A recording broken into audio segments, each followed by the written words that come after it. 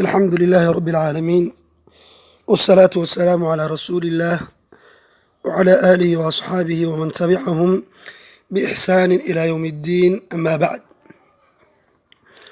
waxaan kusoo guda jirnay duruustii tixanaha ahayd aan uga hadlaynay sixirka. ilaahay waxaan soo laba casharaan soo qaadanay. maanta cashirka waxaan ku guda jirnay marka sixirkii labaad oo sixirul maxaba. horeyna waxaan usoo dhameynay sixirul tafriiq. sixirul maxaba waxaan sheegnay daliilkiisa inuu xaaraam yahay, uusan banaanayn, asalkiisana uu yahay laba qof oo waxaan sheegnay marka inuu yahay laba qof isnacab in la isjeclaysiiyo sida ninka iyo naagtiisii oo kale, iyadoo loo maraayo qaab sixir loo maraayo oo qof sixir hore loo tagaaan sheegnay.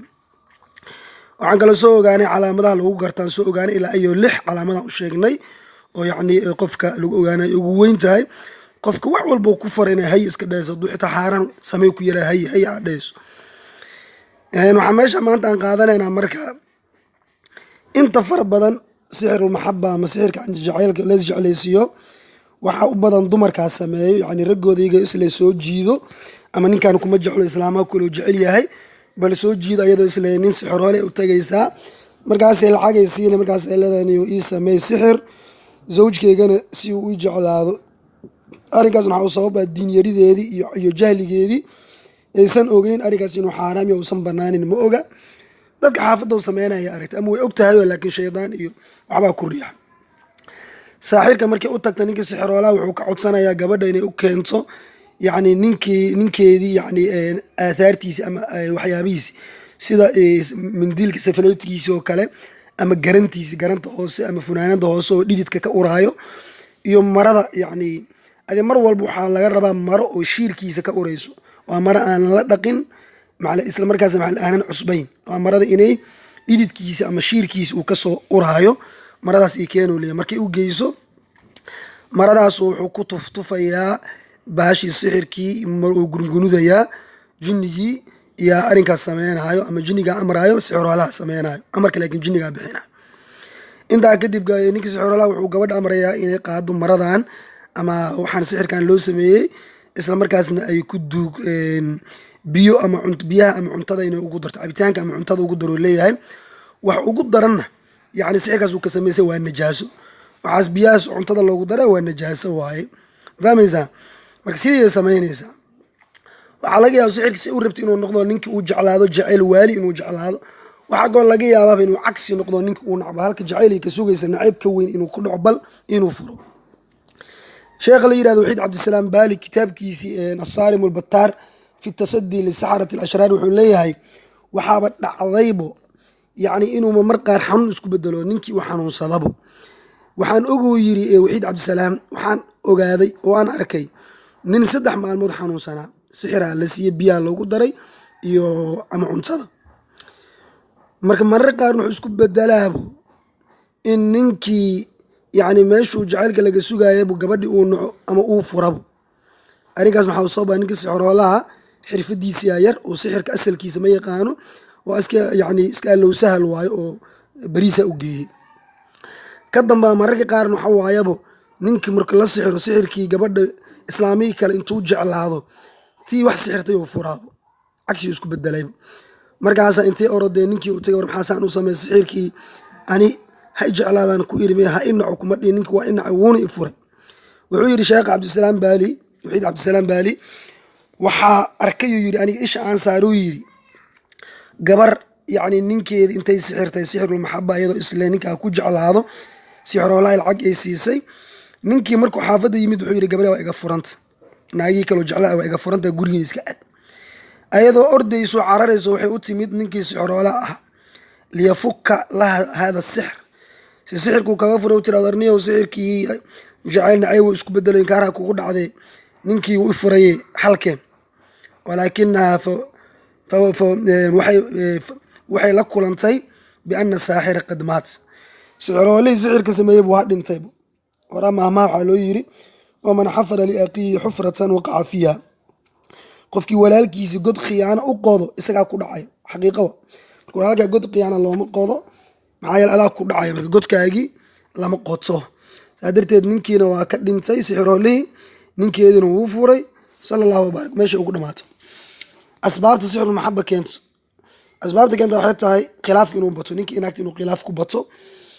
maxaa la dhihi jiray khilaafkaas badan markaas khilaafkaasi loo yareeyo ninkan sixir, ama naagti inay damacdo isleedahay ninkan hanti badan uu leeyahay, waa nin taajir ah, marka si uusan maalkiisi aan lala wadaagin adig kaligaaga ninkan u lahaato maalka, marka ninkan sixir si uusan naag dambe u guursan ama kuwa hadda uu qabo uu u furo keligaana hereerku kusoo haaro, taasay u sameynaya daraadeed. waana xaaraam kufri, ma banaano waa in qof la sixiraayo, ma banaano, waa xaaraam, waa dembi weyn kabiira min alkabaa'ir, bal xitaa in diinta lagu baxaa yani laga yaabaa.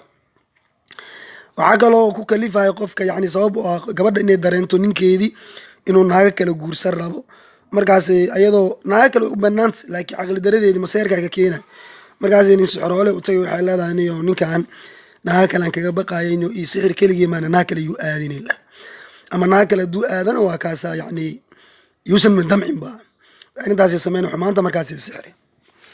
qaabkee loo daaweeya marka? qaabka sixirka loo sixir waa ogaanay, sixroolaha qaabku ninka uu sixirayo waa ogaanay, biyaha cuntada ugu daraa, funaanadiisa ama garantiisa loo keeno ogaanay. qaabka loo daaweeyo waxay tahay qofka xanuunsan waxaa ku aqrinaya aayadihii aan shalay soo sheego oo sixru tafriiq, aayadahan u soo sheegay aayaatu sixir, aayatul kursi iyo faatixada iyo albaqra 5 aayad ugu horeysa iyo watabcu maa tadlu shayaatiin calaa mulki sulaymaan iyo aayadihii badnaayo aan soo tirinay bal cajaladaas dib u dhegeyso, aayadahaas aan ninkaana ku dul akrinay isagana fahmaysan.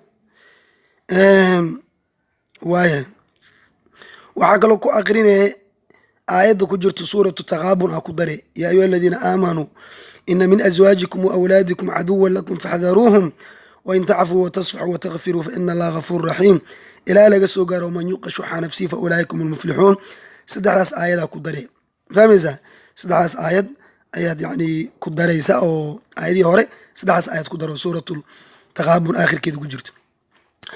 waxaa kaloo loo daaweeyaa, waxaa laga yaaba markaa qur-aankaas ku akhrisid jinniga in la legdabo, yani ninkii xanuunsanaa in la legdo oo jini uu ka dulqeeriyo qayliyo uu dhulka ku rafto, yani dagaalama laga yaabo, markaas uu dagaalamaya yani inta la qabto qur-aanka kusii wad. haddii markaas yani ciriiri uu dareemo laga qeel yani madax xanuun uu dareemo jinniyaa ku jiro, ama madax xanuun duusan dareemin laakiin ciriiri xabadkiisa ciriiri hadduu ka dareemayo iyo walwal ama caloosha ay xanuunayso, ninkaas sixir ku jiro, walaba sixirka caloosha u fadhiyaa, waa haddii sixirka in la cabsiyaan laga yaaba.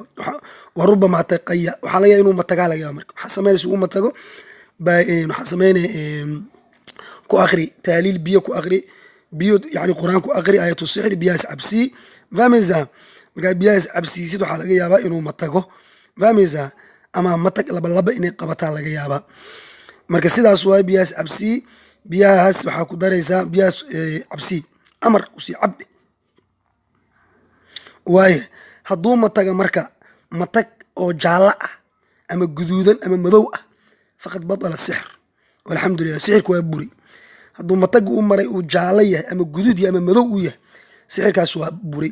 hadduusan laakiin matagaas u matagin biyihii cabsii 7 maalmood ama 3 maalmood ama 7 maalmood ama ka badan ilaa iyo bil, taaliishaas cabsii mar walba qur-aanka saare taaliishaas cabsii muddo bil ah.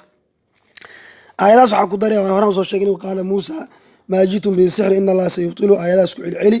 waulqiya saxaratu fawaqaca alxaqu wabatla maa kanuu yacmaluun fagulibuu hunaalika wanqalabuu saakiriin waulqiya saxaratu saajidiin qaaluu aamanaa birabbi alcaalamiin rabbi muusa wahaaruun, aayadaas ku celceli.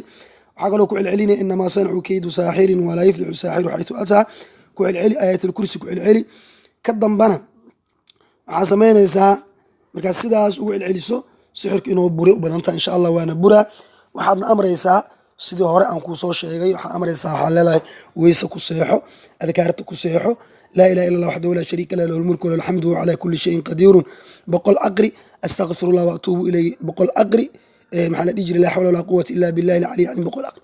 subxi saddexdaas 100 aqri, 100 laa ilaha illa waxdahu laa shariika lah, 100 astaqfirullah waatuubu ilayh, 100 laa xawla walaa quwata illa billah, saddexdaas 100 300na galabki aqri, marka shaydaan makuu taabanayo. marka salaad walbana hadaa nin tahay jamaacad masaajidka ku tuko oo jamaacadiisan ku dhaafin. haddii dumar tahayna yani awalka waqtiga yani qolkaaga jiifka qolka ugu dambeeyo daashka iyo barsada iyo qolka fadhiga ku tukan, qolka jiifka ugu dambeeyo ku duko, sidaasaa leedahay. qur-aankana akhrisaa leedahay subax walbo.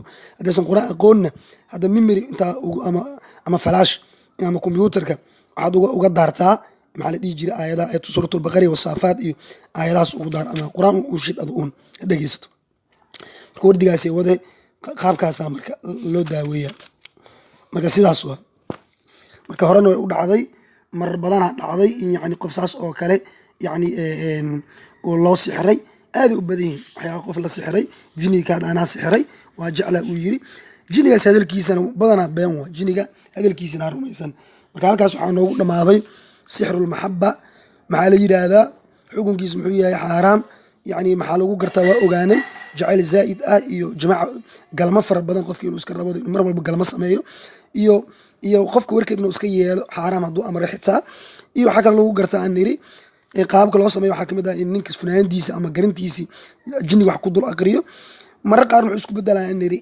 cagsi meesha jacayl laga sugaya naceeb uu isku bedelaa naagta sixirka samaysa inay ayada la furaade godkii walaalaheed u qotay islaamaha kale godkii u qoday la fura ahaa inay iyada ku dhacdaa laga yaabaa la furaan niri marka waxyaabaasan ka soo hadalna marka sixirka noocaasa marka sidiisa ma banaan marka halkaas iska joogo waxaa kaloo ugu dambeynta aan sheegnay qaabka loo daweeyana waa sheegnay wallahu aclam wasala allahu wasalam calaa nabiyina muxamed